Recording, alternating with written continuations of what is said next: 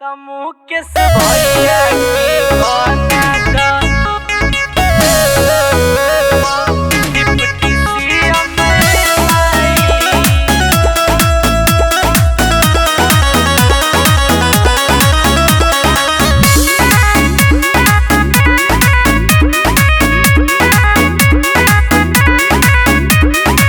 रउआ तो हई पूरा जग खेवैया, सपना पूरा दिन है छठी मैया। रउआ तो हई पूरा जग खेवैया, सपना पूरा दिन है छठी मैया। जो